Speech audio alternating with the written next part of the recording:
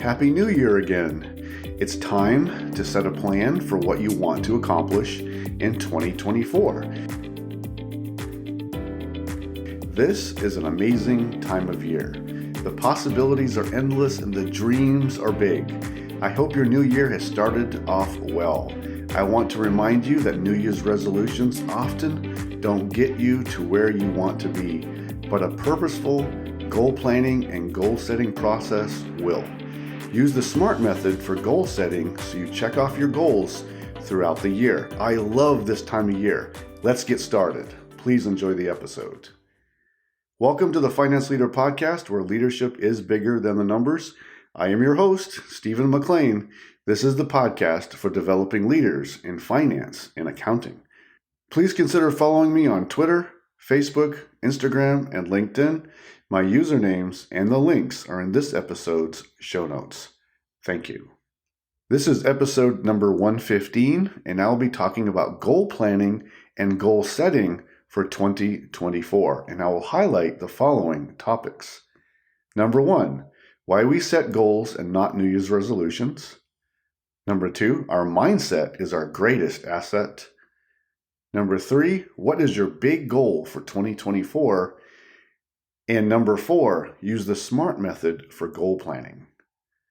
Motivational speaker Tony Robbins said, setting goals is the first step into turning the invisible into the visible. Happy New Year! This is an amazing time of year. We get to have a fresh start and a fresh approach to our relationships, to work, to our career, and to life. It's a mark on the calendar for new beginnings and endless possibilities. Oh, this is such a great time of year. I dream and think endlessly on what I want to get done and how I want to do it. But it takes a plan, and it takes planning and assessing, plus updating that plan continuously. It takes coordination. It requires establishing your priorities, and it takes commitment plus accountability. What do you want to achieve in 2024? Most of you know how I feel about New Year's resolutions. New Year's resolutions are frivolous, often unachievable, unrealistic aspirations with no basis and no plan. They are made by people who do know they need to make a change or need a big accomplishment, but don't use a proven process to plan their goal into achievable pieces. This is why I focus so much on a formal goal-setting process, because when you think through and make a plan, you will have a better chance of success. Please download the show notes that follow along with this episode so you can capture key thoughts as we build on a goal-setting plan together in this discussion. Our goal-setting always begins with our mindset. What is your current mindset? Are you ready to tackle 2024 with its challenges and its opportunities? I want you to adopt a growth mindset always. You must believe in yourself that you can overcome any obstacle and that you possess near unlimited potential. That you decide how far and how much you can achieve. That nothing can stop you except you. And I want you to believe that you can achieve and win, and that you can believe in yourself, and that you can advocate for yourself and how much you can bring to the organization that you are working with right now. So after we have addressed our mindset, where then should we focus when it comes to goal setting? Please review and update your long-term goal. After that, I would recommend reviewing your professional foundation, which I cover in my Advance Your Career course on Finance Leader Academy. Your professional foundation is mindset, becoming a professional, critical soft skills, your technical skills, business acumen, and your credentials, which includes your advanced degree and a professional certification. Please ensure your professional foundation is secured. Other skills I suggest developing always would be leadership and your executive presence. And ensure you include earning continuing professional education or CPE credits if you currently hold a professional certification. Don't wait until the end of the year to try to get all your CPEs completed and turned in on time. It often doesn't work that well. This year, I want you to become a more confident finance leader who takes more control of your career and your actions. Leadership is never a title or a role. It's about positive influence. It's about making a difference on your team and in your organization. It's about doing a little bit more to partner and collaborate with others to bridge gaps in understanding and communication. Strive to grow your finance leadership in 2024. I want you to be more confident, more ahead of others, ready to make a difference on your work projects, and ready to go to the next level in your career. What will it take for you to become more confident and more in charge of your career and in your life? I want you to review your long-term goal, which is what you want to accomplish in the next 10 to 15 years. Write a statement outlining where you want to be, which includes both in your personal life and in your career. You don't have to be super specific, but in a general sense, where are you going? What do you want to do? What drives you? What is your passion? Where do you want to pour your energy in to see the results you want in the next 10 years or so?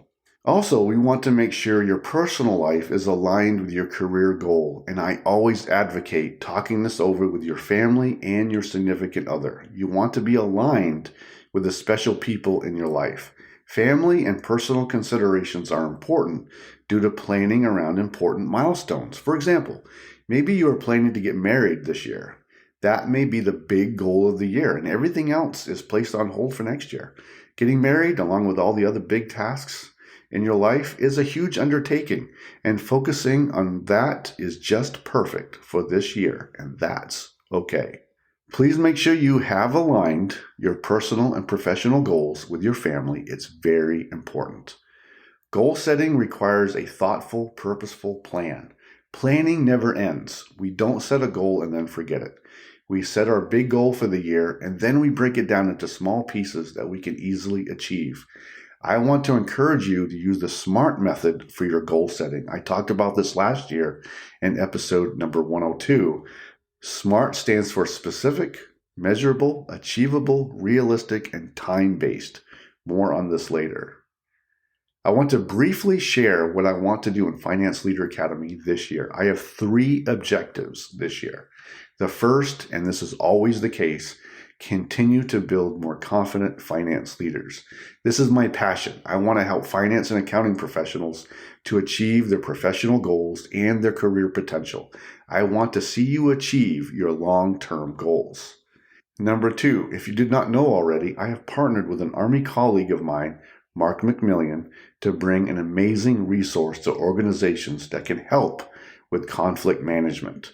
Mark is a retired Army officer like me. He is a speaker and author who travels to organizations to talk and train about a range of issues. On Finance Leader Academy, you will find his on-demand course available on conflict management. And 3, finally, I want to help small business owners in how they align their strategy to an effective accounting and finance system. Small business owners often have a limited staff helping them with accounting and finance, so they need to learn a lot on their own until they can grow their business and finally afford a larger accounting staff. I have a free small business guide available to help with aligning the strategy with an effective finance system. So we stay on progress with our goal setting this year. I will be conducting a mid-year goal review challenge in June this year. I will share more throughout the year. You can put your name on a list so you can be reminded. You can either go to financeleaderacademy.com to sign up, or you can go to the link in this episode's description. More on this challenge later. I am very excited about this, so please join me in reviewing our goals at mid-year. Thank you. Now let's talk about goal planning and goal setting in 2024. Number 1, why we set goals and not New Year's resolutions. I don't have much belief in New Year's resolutions because they often have no plan behind them. They are often declarations without a plan and without a commitment. As soon as they are declared, they are often just as quickly abandoned. A resolution is something we want to do, but don't commit our entire selves to achieving it. They are dreams without substance, a whim without a plan. I want you to set up and plan written goals instead of resolutions. I want you to have a plan instead of an impulse that has no chance of success. Let's thoughtfully write out realistic but achievable goals and objectives. Let's begin this year with a plan for what we want to do and a coordinated support structure that can help us in completing them. Number 2, our mindset is our biggest asset. Our mindset determines everything. It determines how we see ourselves, how we conduct ourselves in a project, how much we advocate for ourselves, our level of confidence, and how much we believe in ourselves. Our mindset is powerful, so that is why it's our biggest asset and could be our biggest liability. In the worksheet for this episode, I want you to write down a statement regarding your mindset. What is your current mindset? Are you ready to take on the new year? Are you worried about something? Will anything stop you from accomplishing your goals this year? We need to get our mindset right before we get anything else done. Do you believe in yourself? Do you believe that you can make a difference? Do you see yourself as a leader? What do you think will try to stop you from accomplishing your goals? What do you plan to do to overcome those obstacles? If you change your mindset, you will change your outcome. Number 3, what is your big goal for 2024? What is your big goal for the year? You have set a long-term goal, and this year you probably have one goal in mind that you really want to accomplish. Write it down and break it up into small, achievable pieces. Coordinate and plan it out over the year. How will you accomplish this goal? What resources do you need? Do you need help from anyone? Can your organization help you with the resources or with mentoring? And don't forget to plan out your CPEs for this year. Don't be short when you have to recertify. Number 4, use the SMART method for goal setting. I shared the SMART goal setting method last year in episode number 102, and I wanted to share it again here in this episode. Make sure you download the worksheet that goes along with this episode so you can fill in your thoughts. SMART goal setting is a method of setting goals that is widely used in business and organizations. The acronym SMART stands for specific, measurable, achievable, relevant, and time-bound.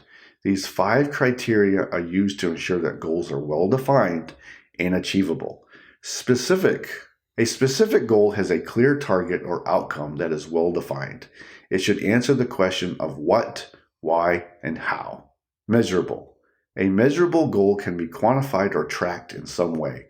This allows for progress to be monitored and the goal's achievement to be evaluated. Achievable. The goal should be realistic and attainable. It should be something that can be achieved with the resources and capabilities available. Relevant. A relevant goal is one that aligns with the overall objectives and mission of the organization or individual. Time-bound. A goal should have a specific deadline for completion. This creates a sense of urgency and helps to focus efforts towards achieving the goal. Using the SMART criteria when setting goals can help to ensure that they are clear, achievable, and align with the overall objectives of the organization or the individual. It can also help to increase motivation and focus, making it more likely that the goal will be achieved.